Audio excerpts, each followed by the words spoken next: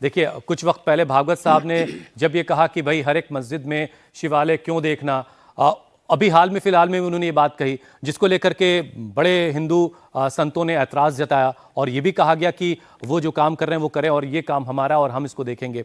प्रधानमंत्री ने चादर अभी भेजी, उसको लेकर के भी बड़े सारे ऐतराजात हुए। तो ये जो नेगेटिव फोर्स है ये कहाँ से काम कर रही है और इसका मुकाबला कैसे किया जाए? देखिए, अभी एक बात जिसका जिक्र यहाँ हुआ, आपने एक सवाल किया और बड़ा अहम सवाल है जो कहीं ना कहीं उसका जवाब अधूरा है, उसको दे के भी आपके सवाल का जवाब प्लीज।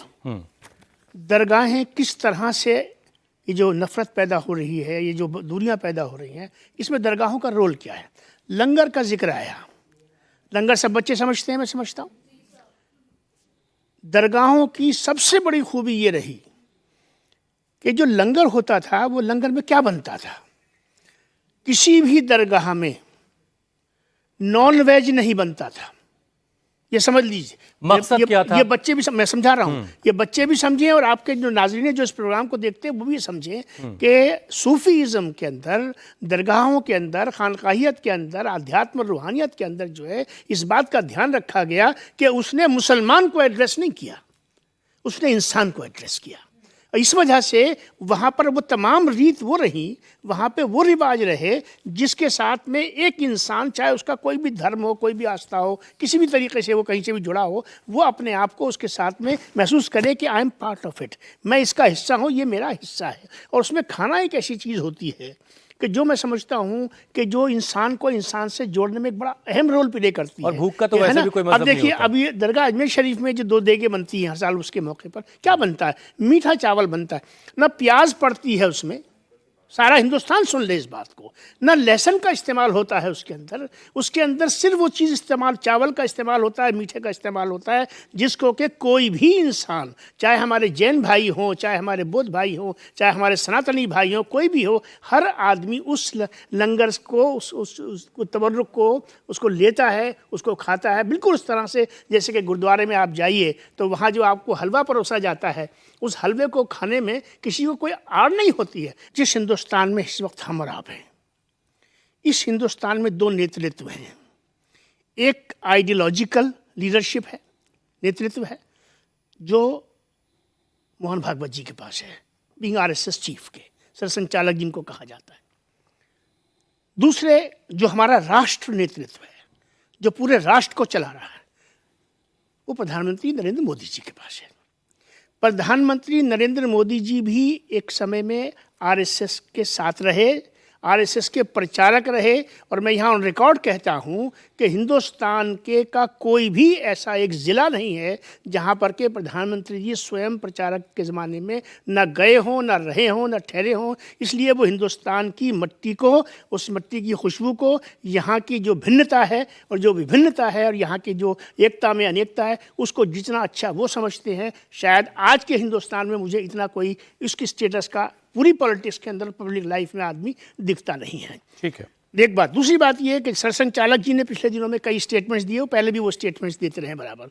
उन्होंने क्या कहा? उन्होंने एक सवाल खड़ा किया है और उस सवाल का जवाब ये चादर है। सवाल क्या खड़ा किया उन्होंने? सवाल ये खड़ा किया, और ये बच्चे जो यहाँ मेरे सामने बैठे हैं और जो पूरा हिंदुस्तान सुन रहा है, वो इस बात का इसको महसूस करेगा कि इस राष्ट्र को, मैं हूँ, ये हो, आप हो या कोई भी हो, जो हिंदुस्तानी है वो कहाँ देखना चाहता है भारत को? वो शिखर पे देखना चाहता है। देखना चाहता है कि नहीं चाहता है? अगर हम शिखर पे देखना चाहते हैं तो शिखर पे देखने जाने के लिए क्या हम लड़के शिखर पे पहुंचेंगे? क्या हम एक दूसरे पे सवाल उठा के पहुंचेंगे? क्या हम एक दूसरे के गिरबानों में हाथ डाल के पहुंचेंगे? नहीं पहुंच सकते। इसलिए उनका जवाब है सरसंचालक जी के स्टेटमेंट्स कि हर जगह पर शिवलिंग तलाश मत करो, हर जगह पे मस्जिद तलाश मत करो, हर जगह पे मंदिर तलाश मत करो, हर जगह पे हिंदुस्तान तलाश करो, हर जगह पे भारत तलाश करो, हर जगह पर भारतीयता तलाश करो, हर जगह पर भाईचारे की तलाश करो। इसकी ज़रूरत है। जब हम ये तलाश करेंगे तो हम वो भारत बनेंगे जिस भारत को दुनिया रश करती है। विश्व गुरु हम ये मंदिर तलाश करके और कुएं खोद के नहीं बनेंगे भाई, हम बनेंगे एक चीज जो बहुत आखिरी बात मैं कह दूं रिजवी साहब कि प्रधानमंत्री नरेंद्र मोदी, आपके प्रोग्राम का नाम है मोदी और मुसलमान। 2 बातें बहुत बड़ी कहने जा रहा हूं, हिम्मत कर रहा हूं उसकी। एक तो हिंदुस्तान का मुसलमान मोदी जी को समझ नहीं सका। अगर मोदी जी को वो समझ लेता तो मोदी जी हिंदुस्तान के मुसलमान के कंधों पे होते।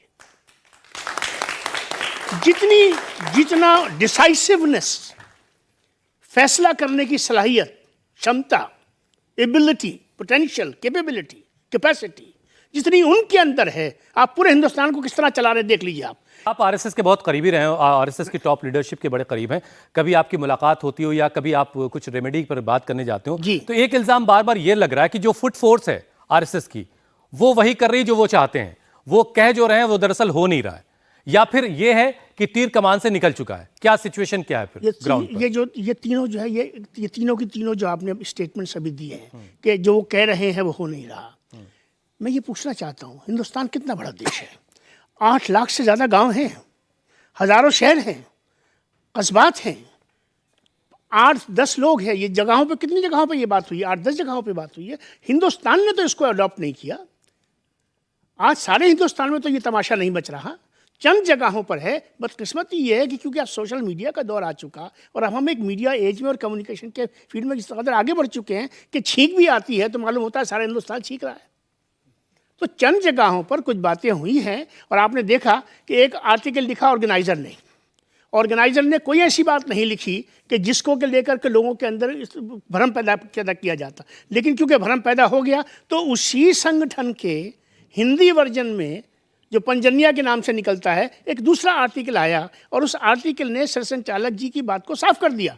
इसलिए ये भ्रमित ना हो लोग जो हैं कि उनकी बात को सुना नहीं जा रहा, उनकी बात को सुना जाता है। और मैं आखिर में एक बात आपसे कहता चलूं कि बच्चे बैठे हुए हैं, बाप की बात बच्चों की समझ में थोड़ा देर से आती है, लेकिन आ जाती है।